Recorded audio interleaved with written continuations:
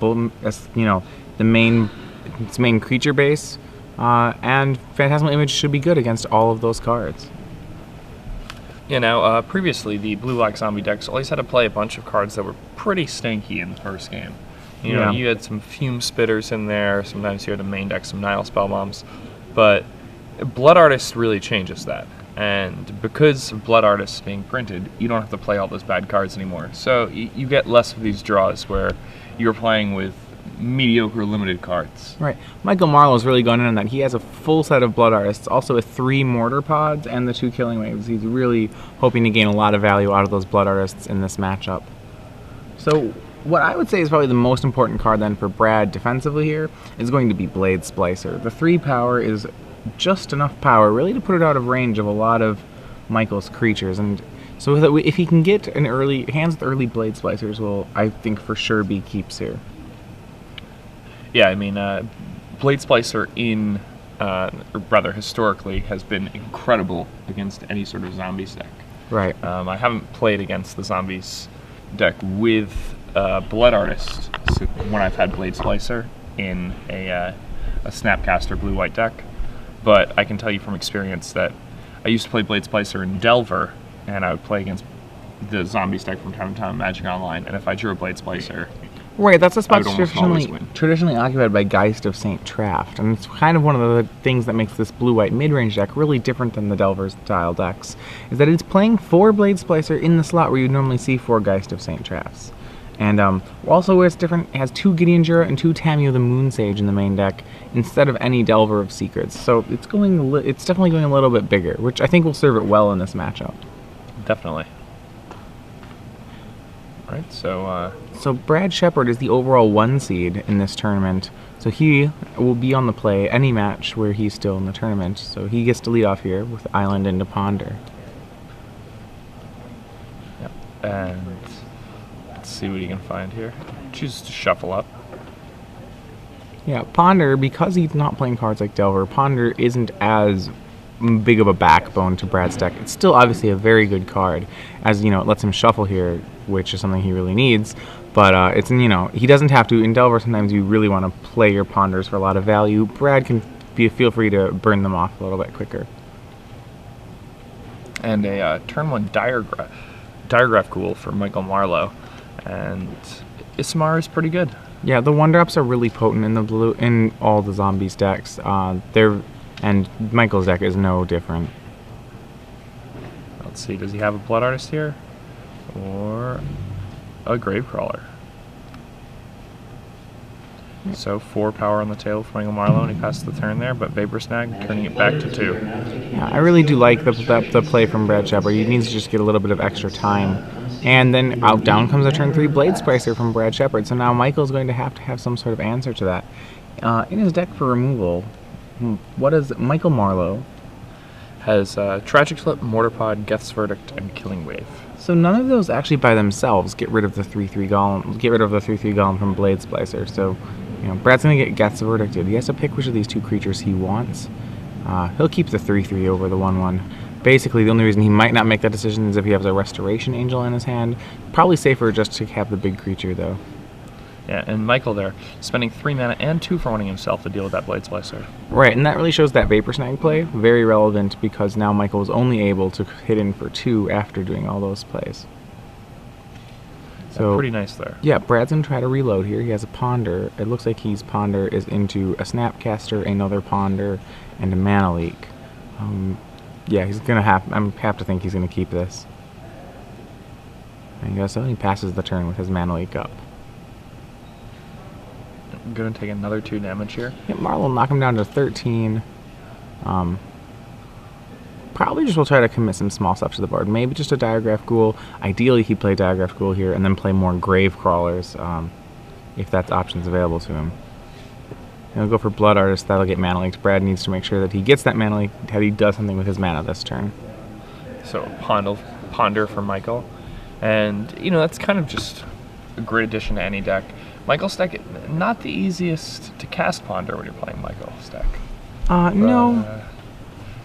Still, I think it's fine.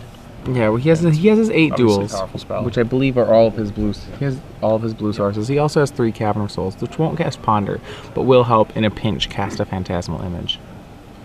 So Brad will play that Ponder that he got last turn. So Ponder gonna help fix Brad's hand now. Yep, the Snapcaster is still on the top of the deck. I think the other 2 are 2 more spells. I believe one of them is another Mana Lake. It's kind of a question whether Brad still wants another one at this point. The cards, if Michael has more lands, are going to become dead very quickly in this matchup. Michael's converted mana cost, in the average converted mana cost in his deck, is fairly low. I think Brad's got to be concentrated on really winning here. He's got to be able to do something back to Michael Marlow. Yeah, and letting his life total get this low, Michael's deck has a surprising amount of reach for a deck that has no burn spells.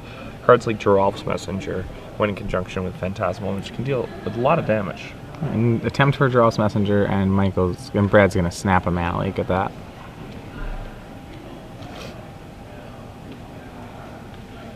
Right, and Snapcaster Mage trades with Diagraph Ghoul. Brad drops to 11, and now is facing a pair of Gravecrawlers from Michael. Something you should note on this is, generally speaking, if your sorcery speed play for the turn does not affect how combat is going to go, wait till after the combat step. Right. Because your opponent may have some way to interact with it that affects the combat step. So here again, he's casting Geralf's Messenger pre-combat. This one's going to stick. Now, Brad Sheppard has a Restoration Angel play, but that will drop him to 9. Remember, while the Restoration Angel can kill a Gravecrawler, it's really only a temperate proposition. The pair of Gravecrawlers, whichever one is not killed, will do a great job at getting the other one back. Geralf's Messenger is a zombie. All these creatures are really here to stay for the rest of the game, putting Brad in a very untenable position. Snap, he's going to play Snapcaster Mage, getting Vapor Snag. He's going to Vapor Snag one of the Gravecrawler tokens, or Gravecrawlers, so dropping Marlow to a healthy 18. He's going to take the other one, going to 7, and Michael will just recast the Gravecrawler. Alright, so here's Brad's plan. Sort of Feast and Famine comes down, hooks up with Snapcaster Mage, knocks Michael Marlow down to 14 and gets his last card, which was a Blood Artist. I believe, no, actually it was another Geralf's Messenger, I believe. That's very scary. Wow. And then post-combat, he's going to play Restoration Angel, targeting Snapcaster Mage, Snapcaster targeting the Ponder. And the last card in his hand is the one of Consecrated Sphinx in his deck. And now Brad looks to be in solid control here again. Yeah, 7's still a pretty low number. The bigger problem is that what to do about Geralf's Messenger. I mean, this turn the Restoration Angel can eat it, but it'll still, by turning the team sideways, Michael can still knock Brad down to about 1. Brad will either have to essentially chump with a Snapcaster Mage or drop to 1, which I don't think he can really drop to 1 here. Yeah, and Michael Marlow has found a Phantasmal Image, which, in conjunction with his Geralf's Messenger, I think Michael will be able to pull through here. Yeah, might just be able to win the game right on the spot. Alright, he keeps cards on top and draws. I have to imagine he's drawn the image. And he'll swing the team. Now, Brad likely to eat the Geralf's Messenger with Restoration Angel. And I think he's just got to throw the Snapcaster Mage in front of one of the Gravecrawlers. 2 life at this point is more important than Snapcaster. If you're Brad and counting, you have to assume that you're actually already at 5. You're going to have to kill that Geralf's Messenger at some point. So, yep, he's going to do that. So he will take 4 damage, drop to 3. Gravecrawler will die for the time being. Michael will be able to just undied to 4. Michael will be able to recast the Gravecrawler, and if he casts the image, which we think he's kept, I think that'll put Brad to 1 and dead on the next turn. Using the image, the Restoration Angel, getting Geralf's Messenger back, putting Brad down to 1, and Gravecrawler. Pretty reasonable. Sure, I mean, at this point, Brad's going to have to do something about... I don't think Brad will have an out here. Yeah, Geralf's Messenger is going to be just a solid form of inevitability here.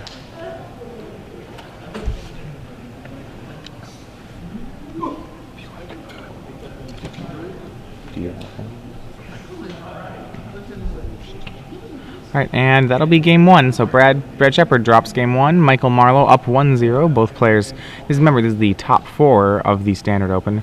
Both players hoping to have a spot in the finals of the Open today. Hey, welcome back, guys. So we're going to ask you a quick trivia question, and if you can answer this correctly, you have an opportunity to win 6 free months of Star City Games Premium. Yeah.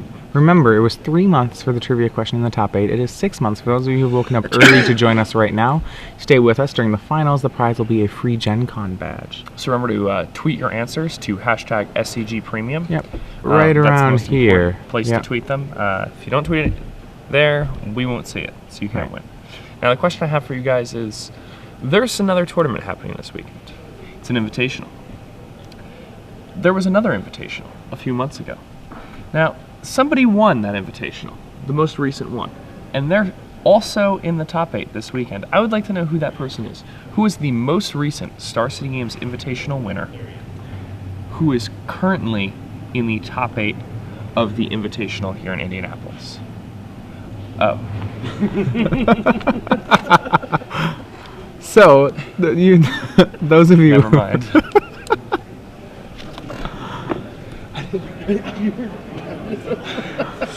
So, alright.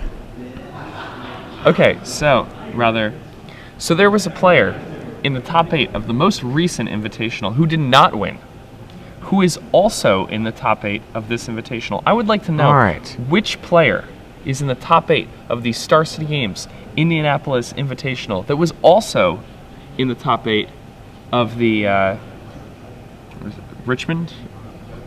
Baltimore Invitational. The Baltimore Invitational. All right. Who did not win the Baltimore Invitational. So we're not asking for Max Teets. Yes. Not Max Teets. This player going for, going to redeem himself, hopefully, this time come home with the trophy. Entered the top 8 this weekend, first in the standings. So he's going to get to be on the play every single match here. I'd like to know who this is. Pretty relevant in a field of 5 Delver decks to be on the play. All right, so remember, definitely very relevant, especially when you're not one of those Delver decks. Go ahead and tweet that answer with the hashtag star SCG Premium. All right, so we'll go ahead and go back to our match here. On your right, we have Michael Marlow. He has taken the first game from Brad Sheppard. Over in our other semifinal, if this one finishes, we'll try to get you to that. We have Ross Miriam playing Blue White Delver against Dan Musser, who we saw on camera winning with Rug Pod. We believe they are still in game 1 though. The very quick game 1 over here, as Michael Marlow was able to have a pretty unanswerable aggro curve. Yeah, I mean, when you have Diagraph Ghoul, double Gravecrawler into double Giralf's Messenger, even when your opponent sort of feasts and famines away the second Giralf's Messenger, a Ponder to a Phantasmal, which will usually be enough to lock it up. Yeah. What's really interesting with the Zombies decks and how they play is that when you have Gravecrawlers into Giralf's Messengers, it doesn't even matter when your creatures die. None of them are actually, your creatures getting killed isn't particularly a problem for your deck. Yeah, the undead. Well, I mean, Wizards has successfully created cards that play with the flavor that's intended. Yeah. And these zombie cards don't die. No, they do just keep coming back.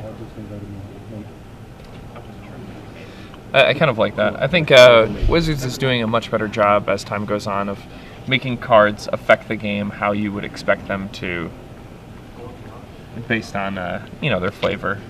You're supposed to say Scathed Zombies, or they do say supposed to Scathed Zombies, who are just bears that they say zombie on them. No, and they have pictures of zombies on them, but no. I recently previewed Ordric. I don't know if you saw it, from M13, also going to be in Duels of the Planeswalkers 2013. Ordric is the soldier captain, correct? Yes, the 3/4 first strike. And when he attacks with 3 other gentlemen, you can set up combat however you like.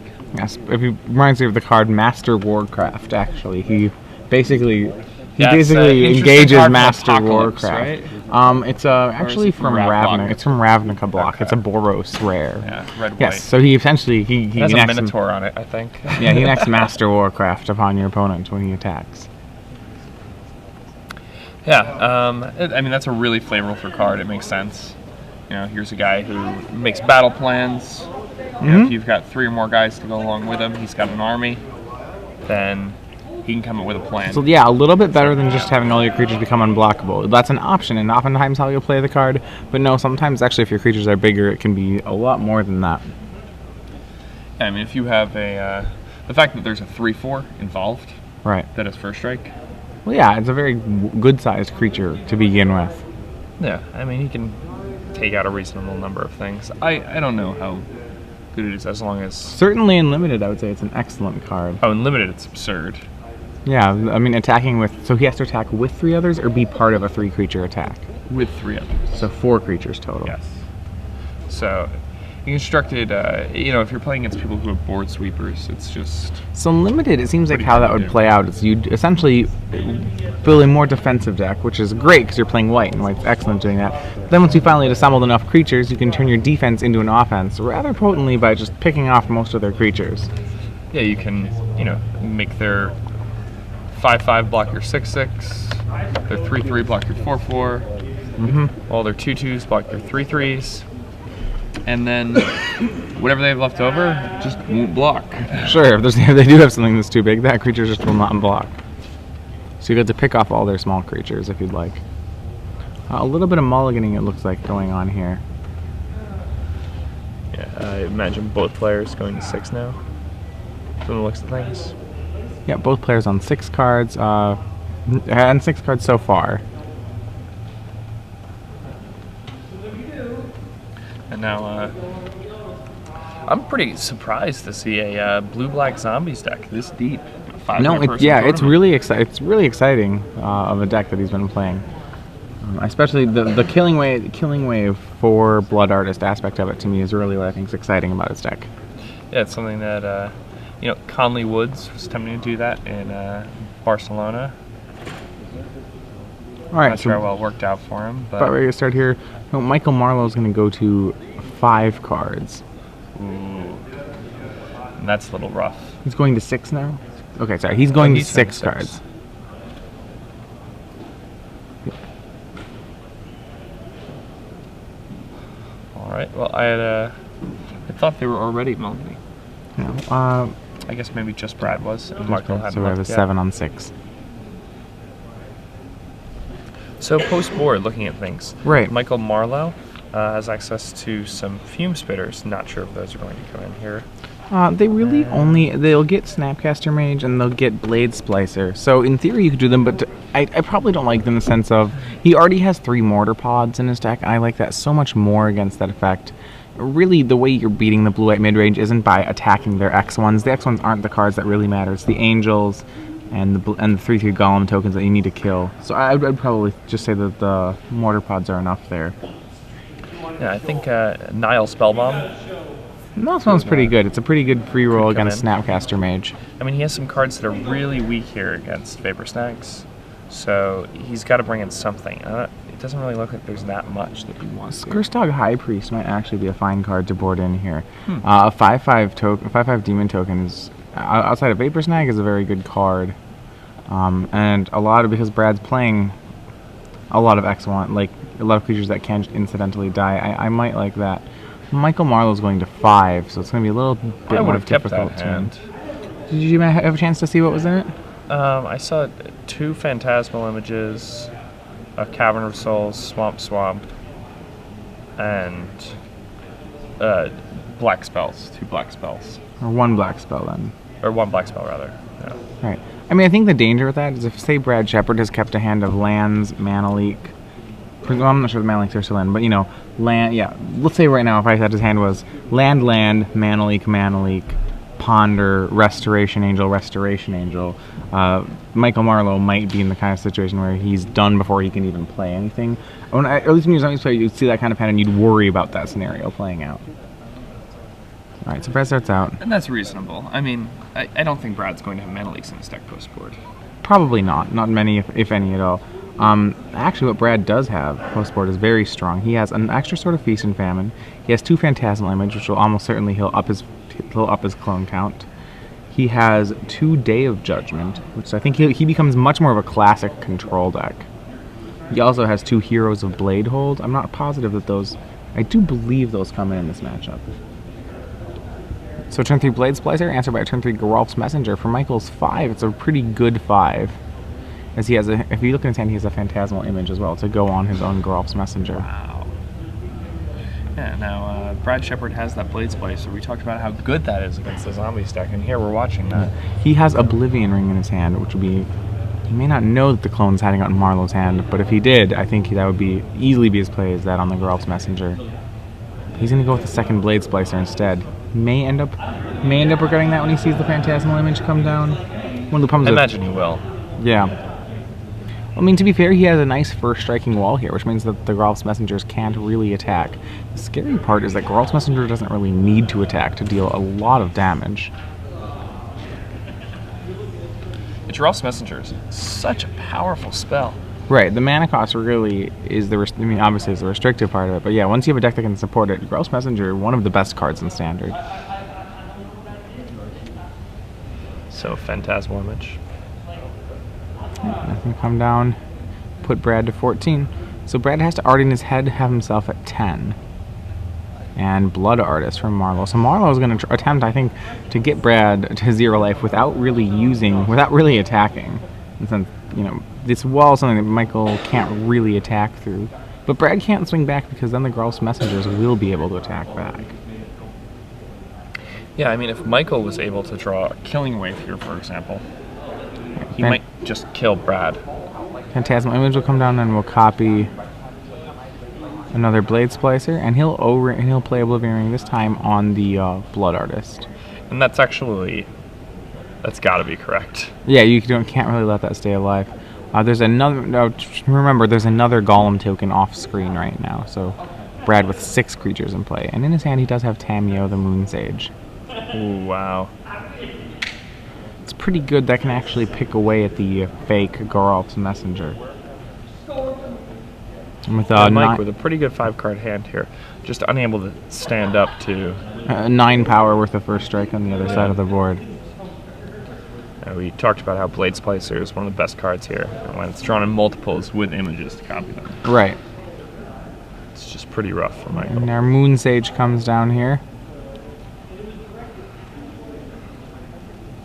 Is that correct though? We do have another. The Phantasmal Image is set to go. Is set to Blade Splicer, I believe.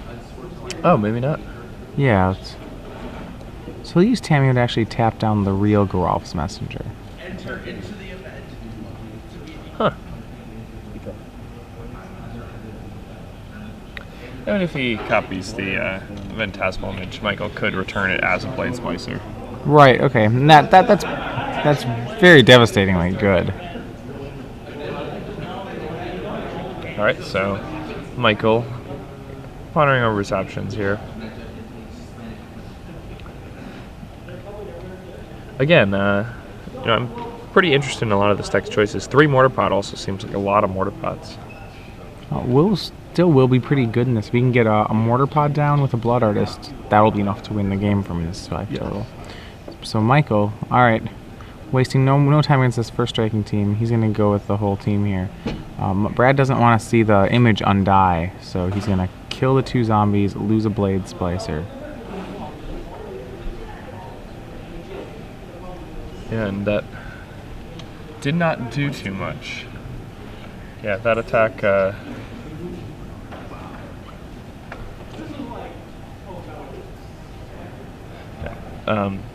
that attack, I mean, he didn't really... All he did was he took out a Blade Splicer. Okay, so we believe Brad's Phantasmal Image is on a Blood Artist. So that last attack then brought Brad up a bunch of life points. Yeah. Alright, so Blade Splicer, so Brad's going to attack back for 4. And Michael just... That last attack was almost a concession. Yeah, especially with the fake Blood Artist in play, that attack really... So now Michael will drop to 13, and Brad looks in control of the game. And he has a Tamiyo in play, too. Right. Not only is he super far ahead, He also he also has a Planeswalker on the battlefield. All right, Michael's going to try to take down the Planeswalker. Restoration Angel's going to come into play. Blinking Blade Splicer making a Golem token. And that's just so good. All right, well, waiting in the finals, we have Ross Merriam, our lone Delver player in the top 8. 1-2-0 in the other semifinal will play the winner of this match. The lone Delver player. Lone Delver player. Winning 2-0. Quite entertaining. Record fashion. Yesterday, I had talked with Ross Merriam, who asked if he would get a feature match at 4-0, and when I told him he was playing Delver, I told him, well, I don't really want to feature a Delver deck, but you can take matters into your own hands, and if you make if you win every round, we'll be forced to feature you. Yeah, kind of said jokingly. He's really taken that to heart, and we're going to get to see Ross on camera in the finals here. That's pretty awesome. Yeah. Apparently, should just say congratulations, Ross Merriam. Yeah. All right, so Brad, with an army of Golem tokens, will take the second game. And these two players going to game 3. If you're Ross and signing with a classical Delver deck, my guess is you'd prefer to see Michael Marlow in this game. The blue-white mid-range deck, well, it was designed to be a little bit of a foil to Delver. It's kind of even. Yeah, to be fair, having played them both, I'm not positive Yeah. I believe that that's true, but it was at least its intention. I played a couple matches with the mid-range deck this week. Right. 2 matches. Blade, I think Both of them were against Delver. I won one, I lost one. Yeah. The key is that Seemed Blade close. Splicer presumably lines up very well against Geist of St. Traft. Yeah, but Blade Splicer also lets people like It doesn't put a lot of swing for removal, 6. artifact removal, post board against Vapor, you. yeah, it lets Vapor Snag become a very good card. Yeah. And it makes Vapor Snag much better when it's Right. already. And now the Delver lists are playing a couple Dismembers. So like, they have the Anti-Restoration Angel card. Correct. Just one Dismember in Brad Sheppard's deck. Ross Merriam's, I believe, was also weighing the files with one Dismember, becoming fairly standard. Alright, we have game 3 between the two of them. Brad Sheppard, so we said before, the cards he likely is boarding, I said, yeah, we said images, Definitely. extra images, and extra sort of Feast and Famine. It looks like he has brought in his Oblivion Ring. And Timely reinforcements? Yeah, timely reinforcements for sure. Yeah. And probably Day of Judgment. Brad really becoming more of a control deck here post-board. Yeah, Day of Judgment, okay here. But, Day of Judgment's definitely good here. So, it's just, it can often, on the draw, yeah, it can be a little slow. not be the best thing in the world. And we have to remember that a lot of Marlow's cards are Grave Crawlers and Gross Messengers. So depending on the composition of creatures that Michael draws, Day of Judgment may not be the awesome card you want it to be. The card you'd really be looking for on the board here would be Celestial Purge that lots of these decks have as a concession to this matchup. Brad does not have that in his deck list, but if you can get by his matchup anyway, he'll kind of prove that he doesn't need it.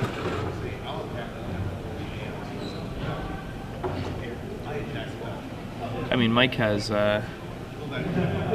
shown us in game 1 just how explosive his deck can really be. Right. And in that game, Brad had a very good defensive draw. He had the Blade Splicer. Michael was forced to 2-for-1 himself, and just powered through it. The major issue last game, I mean, Michael mulligan a 5. If he had been able to 2-for-1 that first Blade Splicer, that would have been a much different game. Definitely. Like 2-for-1 himself to get rid of the first Blade Splicer, rather. You know what I mean? Right, because the Blade Splicer kept spawning more Blade Splicers, essentially. Yeah. So, the players talking it up a bit, enjoying their semifinal under the bright lights here at SCG Live. I'm pretty excited about Brad's deck being in the top 8 of the Invitational. The 5-color Reanimator deck. Yeah, definitely the Frights deck. Mm-hmm. Yeah, definitely. For those of you wondering, after that, so we will be following the Standard Open all the way through the finals.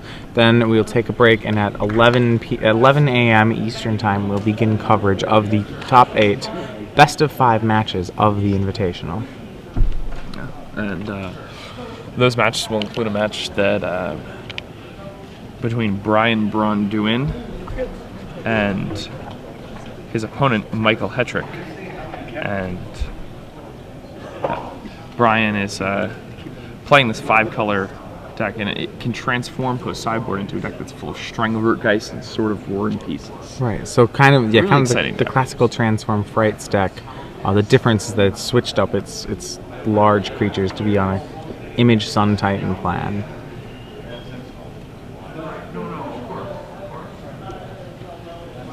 Michael Marlow's deck, seems pretty sweet. Yeah, I'm really excited about his deck. Like I said before, the zombies archetype is really cool. I really like the fact that the mono black aggro deck has as much game to it as it does have. And hopefully we'll get Hopefully we'll get 7 cards on each side of the battlefield this time. Michael had mulling to 5 game 2, put up a really good effort on 5 cards, but ultimately folded. And Michael is going to drop down to 6. Brad's keeping at 7. And Michael going down to 6 cards here. Yeah, gotta be frustrating for him after winning game 1 to kind of not have his deck perform as desired. And I mean, his deck's really consistent. It doesn't ask for too much mana-wise, so... Yeah, there's 1 card that costs more than 3 mana. Right. Besides his 2x spells. So he's 1 card that costs 4, and then 2x spells. And then he has 21 lands. I mean, it just seems really good. He's got a bunch of 1-drops and a bunch of 2-drops. And I mean, his only 3-drop is Draw's Messenger. So he literally has 4 cards that cost more than 3, and only 4 cards that cost 3, and then everything else costs 1 and 2. Right. So he has a low land count of 21, but is probably okay, especially when you consider that he's running 4 Ponder. Yeah, it's good to see players in opens mulligan aggressively. Yeah. That's something that, he had lands and spells there. I feel like we many times see players keep lands and spells too often. Yep. Say this hand can play, so I will play it. As opposed to this hand could be better. Alright, so he's going to keep on 6. Starting on Gravecrawler. Probably the best turn 1 play for the deck. See what can he get to start off the game. He does have a Phantasmal Image in his hand. That will probably wait until it has a great target in this matchup. It really has no lack of good targets. And turn 2, Mortar Pod comes down. Yeah, not the best thing there, but better than nothing. Well, with Gravecrawler, all it's going to take is 1 other zombie for Mortar Pod really to earn its own worth here. The combo is that Gravecrawler can recast itself from the graveyard once you have another zombie. Yeah, I mean, the major issue with that is how mana intensive it is. I've seen people assemble that on camera, Gravecrawler and Mortar Pod, many times, but the number of those times I've seen somebody actually activate the Mortar Pod more than twice is maybe once. Right, so Brad Sheppard, end step, Thought Scoured. His hand full is really playing out like a control deck. He has Mana Leak, Vapor Snag, and he's going to try to build up to a Gideon Jura that's in his hand. And another Gravecrawler plays around Mana Leak very nicely. Okay, Gravecrawler's the perfect card there to play. And Sheppard is going to just buy himself a little bit of time by Vapor Snagging that card on end step. Marlow misses his third land drop. Currently has Brad down to 16. He's going to want to get the pace on a little quicker. Gideon Jura will come down, presumably on turn 5 here, if Brad can continue to make his land drops. Yes, this Ponder helps Brad find a Blade Splicer here. Going to be pretty important for him. Now, he's going to be able to play that Blade Splicer on the 4th turn, so... Right, third land does show up for Michael Marlow. He knocks Brad down to 14. He's going to recast the Gravecrawler. Remember, there is a Mana Leak in Brad's hand, but Michael's trying not to play anything worth Mana Leaking. So he'll just pass the turn. Seems right. I'm surprised he didn't equip the Mortar Pod. Sacrifice the Jura and equip the Mortar Pod. That probably, yeah. It's possible if Michael might have an end step kill spell here that he just feels is more relevant to keep open. Brad will play a 4th land and pass the turn. He does have Restoration Angel, which is what he's representing. And 2 Gravecrawler swing. Michael will return with a Snapcaster Mage instead of the Restoration Angel. Looking like he's going to try to Snapcaster Mage a Vapor Snag to try to just get additional value. Snapcaster Mage will almost certainly not be able to block, by the way. This is probably going to be where you'll see Mortar Pod get used. Yeah, I You don't want to let that block out. You just get a couple free points out of it. Oh my gosh, you let it block. Wow, and Brad's got to be really happy with that, how that plays. Yeah, I mean, that's... I am surprised about points. that. I would have expected the Mortar Pod to have shot it. And then he will, because he didn't use his Mana Leak, he will then use the Vapor Snag that he gave Flashback on the end step. Fifth land comes down, and Brad will continue to keep his Mana Leak up. I think he's worried about Geralt's Messenger. He'll get a Golem token into play and then pass the turn. Remember, Brad also has Gideon Jura here, and since he's kept himself at 12 life, I think I really like where Brad is in this situation. If you stem the bleeding and then cast Gideon Jura against an aggro deck, you're usually in a pretty good spot. Phantasmal Image will come down, copying Blade Splicer. At this point, though, Mana Leak's not becoming as much of a card. And a custom Golem token, it looks like here. Is that Trunks?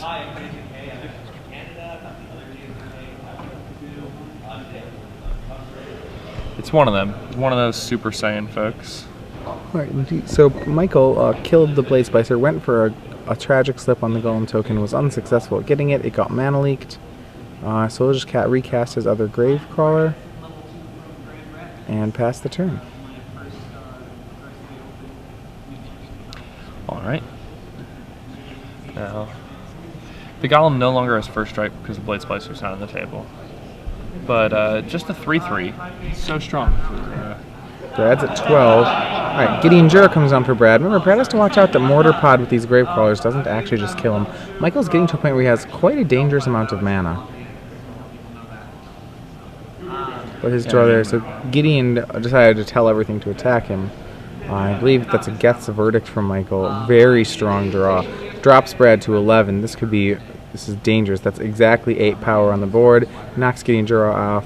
Brad Sheppard is definitely on the back foot now. So Mortar Pod will equip over to a Gravecrawler.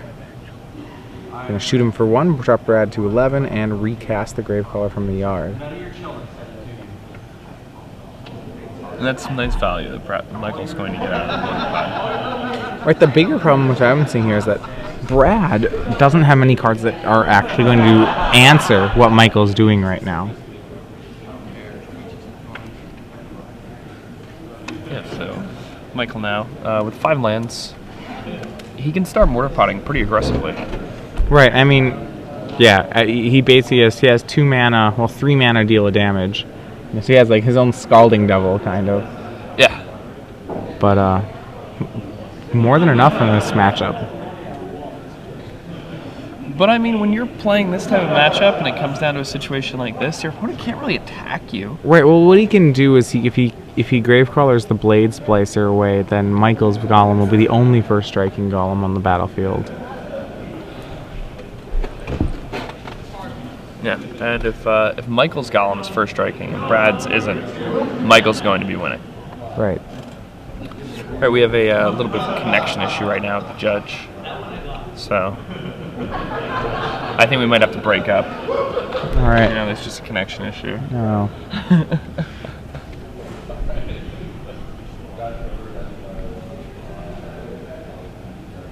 So players here are pausing while we figure out the connection issue. But I have to say, I think Marlow has really established control on this board. One of the bigger problems is, like I said, looking at Brad Sheppard's list, Brad doesn't. His best late game is in his hand. He had a Gideon. One Gideon's already in the bin. He has another Gideon in his hand, but I'm still just not sure that's enough to get him out of the situation. Which is pretty incredible. I mean, normally when you're playing against any sort of creature-based deck, a Gideon... A pair of Gideons. A pair of Gideons will definitely be good enough. However, when you've got Geralt's Messengers and Blade Splicers coming at you, it can do some work. Well, the internal synergies of zombies is really a neat part of the deck. So, I mean, the fact that this Mortar Pod is online too, definitely a huge help to Michael. Right.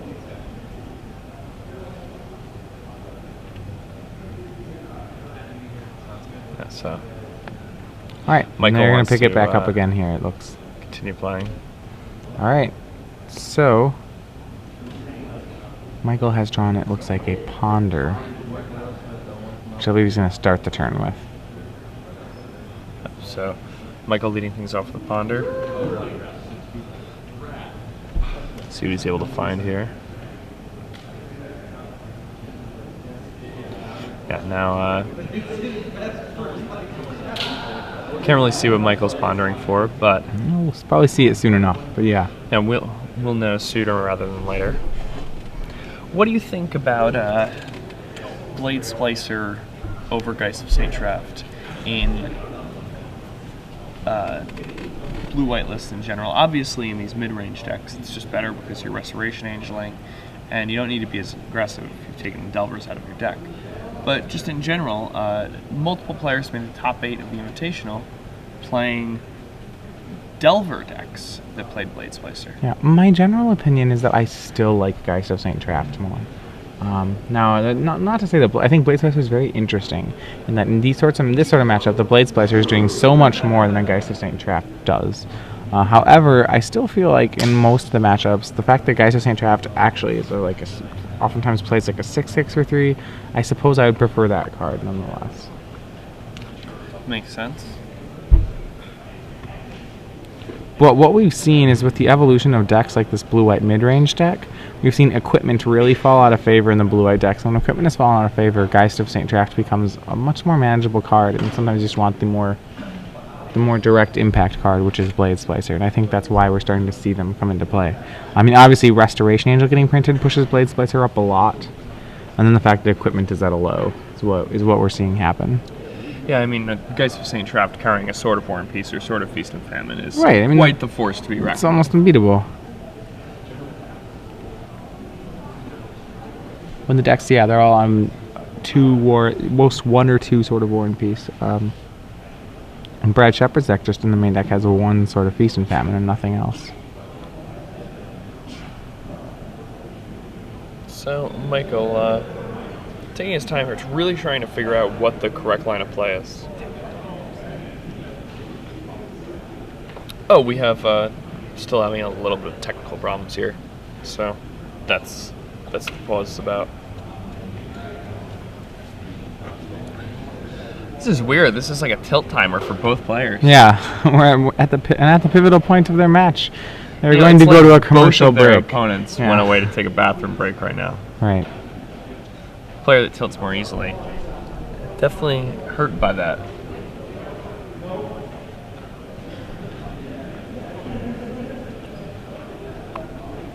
Yeah, and the hall definitely starting to fill up. We have our Legacy Open today, starting at 9 o'clock. 8 o'clock was when the stop 8 started. So we're seeing, a bunch of Legacy players starting to file into the hall. Getting ready to sign up, go to the booth, pick up some last-minute cards. Well, wait, I mean, so not only is their match being paused, but as paused, they went from having, just a small handful of people to watching to suddenly becoming the feature match. Yeah. So everybody's starting to crowd around their match here. Yeah, it's like a boxing match on the boardwalk. Yeah. In the 1920s. And well, they're in the feature match area, but they are the only feature match right now. Yeah. I mean, this is the top 4. Alright, so we've resolved our ponder. Alright. Oh, we're off. Okay. So, Michael, deciding how did I think he's going to move the mortar pod over to a grave crawler and shoot the blade splicer. Or that's the play I'm expecting. To shoot the blade splicer, recast the grave crawler. Yep, and there we go. Right. Okay, now he's going to use Phantasmal Image first. And that will resolve. Alright. Giving him another blade splicer. And another golem token. He equips a mortar pod over onto Gravecrawler. The reason he plays that pre-combat is in case there's a kill spell in Brad's hand for the Phantasmal Image, Michael wants to be sure that his golem keeps first strike, so having a second copy down, really a savvy play on his part. Yeah, also... all 3. Alright, and it looks like there is a Vapor Snag in Brad's hand. It's a dismember. He's going to dismember the 3/3 token. That puts Brad down to 6, so he has to pay for the dismember. He'll block Gravecrawler and go to 5 from the Phantasmal image. And Michael can't recur Gravecrawler right now. He actually has no more zombies. Because of that, I don't... if he doesn't have another zombie in his hand, I'm not positive I'm a fan of that play. I don't really want to see him give up his Mortar Pod combo. Brad will untap and play Gideon Jura here. And a great draw from Michael Marlow. It doesn't really get much better. Yep. Giral's Messenger. Drawing Brad down to 4. Yep, and there we go. There's Michael Marlow with the Mortar Pod on Giralf's Messenger. Has won the match, moves into the finals against Ross Merriam, who will finally get his feature match. So we'll have Blue-White Delver, the only Delver